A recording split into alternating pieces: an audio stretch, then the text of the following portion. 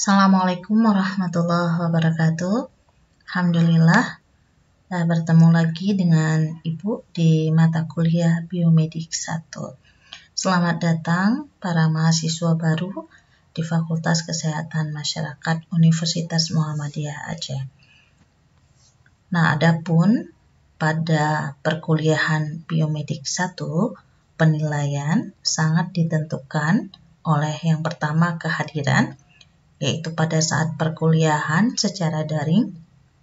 Selanjutnya, di pertemuan ke-8, nanti kita akan melaksanakan ujian tengah semester, atau kita kenal dengan UTS, dan diakhiri dengan ujian akhir semester pada pertemuan ke-16.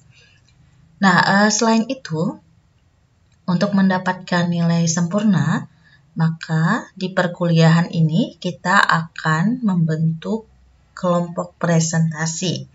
Jadi mahasiswa akan dinilai teknik presentasinya. Kemudian yang kedua adalah keaktifan dan kemampuan mahasiswa dalam menjawab pertanyaan dari dosen. Nah, selanjutnya yang ketiga, penilaian juga dipengaruhi oleh praktikum.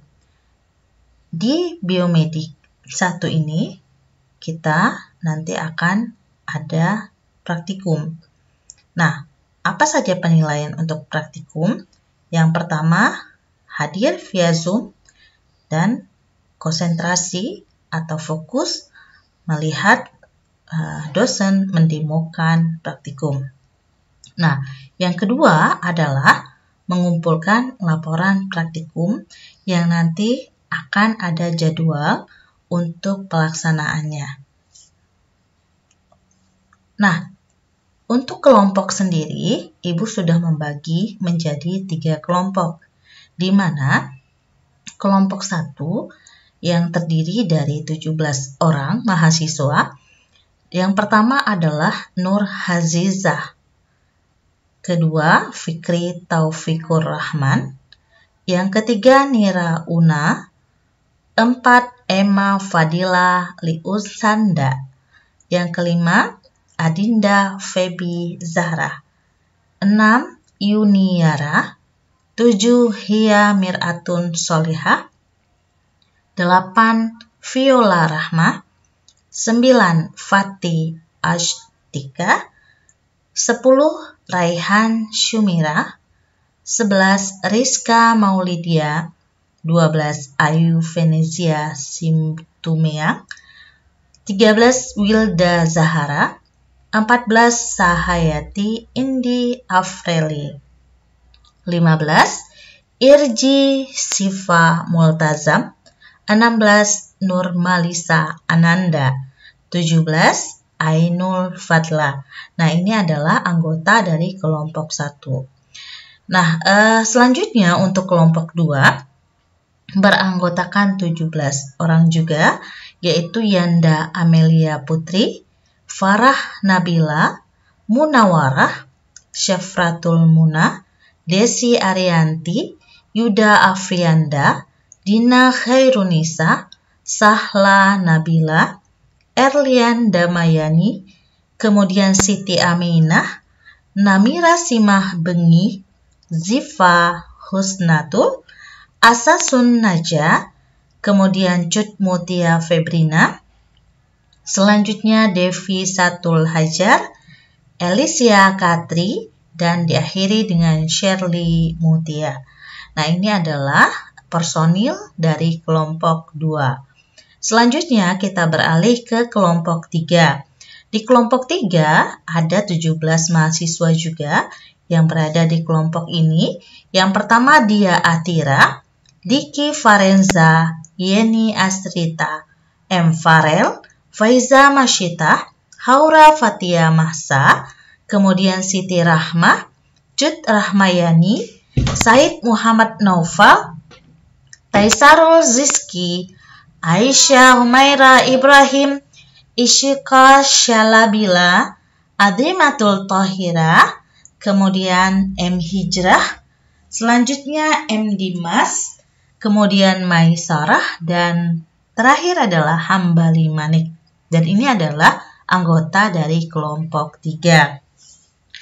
Nah, harap diingat ya, untuk kelompok 1, Ibu sudah meminta kelompok 1 untuk membuat PowerPoint ya. Nah, slide-nya minimal 17 ya. Nah, selanjutnya dikumpulkan atau dikirimkan via WA ke Ibu pada hari Sabtu atau 2 hari sebelum presentasi. Nah, untuk apa?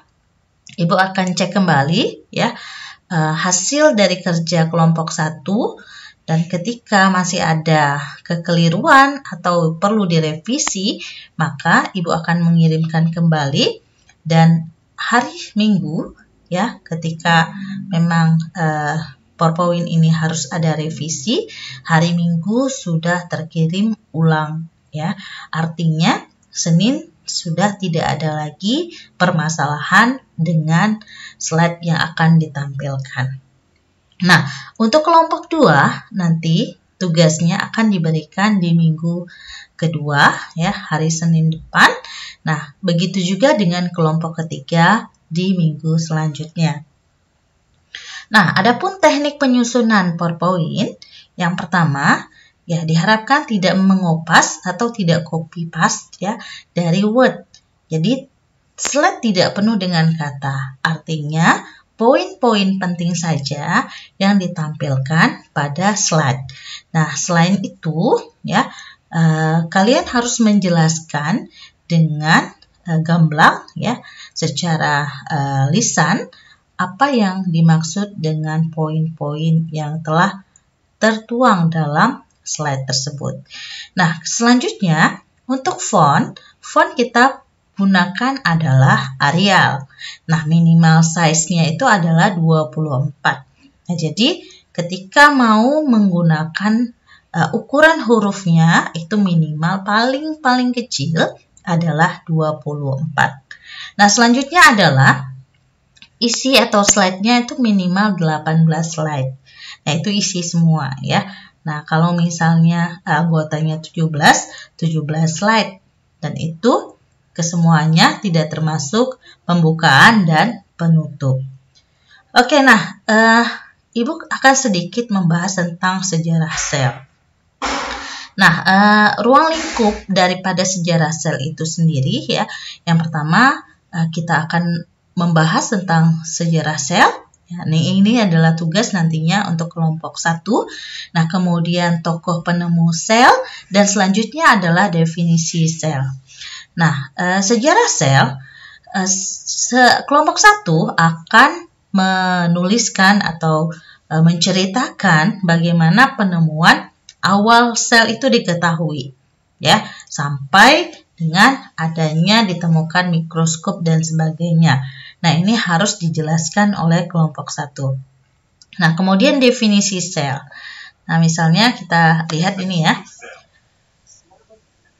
Nah, ini dapat kita lihat ya, sel berasal dari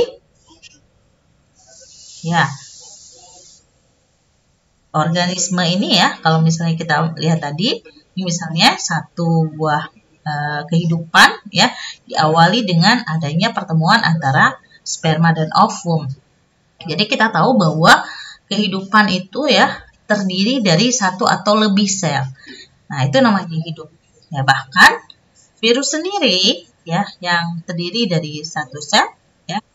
Begitu juga bakteri, misalnya amuba juga ya, satu sel mereka bisa hidup. Nah, itu yang namanya dengan sel ya. Nah, seperti kata di sini contohnya juga terdiri dari sel, ya, banyak sel.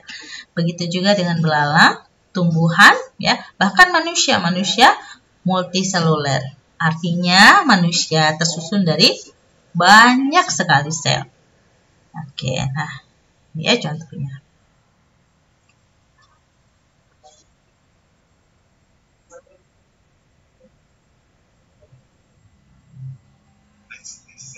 Oke, nah selanjutnya yang harus diketahui juga atau dibahas oleh kelompok 1 yaitu tentang tokoh penemu sel. Siapa saja? Yang pertama misalkan pembahasan tentang Charles Darwin, ya. Nah selanjutnya boleh Kröger, Johann Mendel, ya, di mana penemu prinsip dasar keturunan.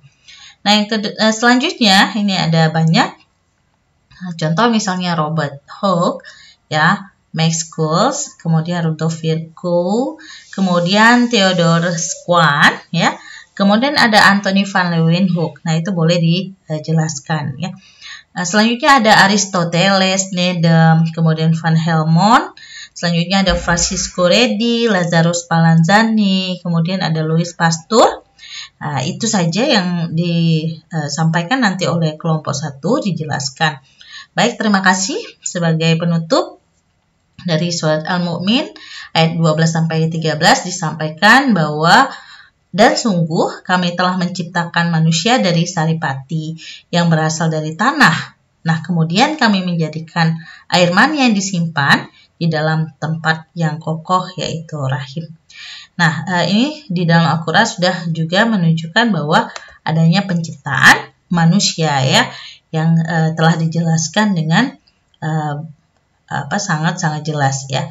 Baik, ini untuk pengantar dari Ibu, ya, untuk kelompok 1, memudahkan kelompok 1 menyelesaikan tugasnya. Ya, baik, terima kasih. Assalamualaikum warahmatullahi wabarakatuh.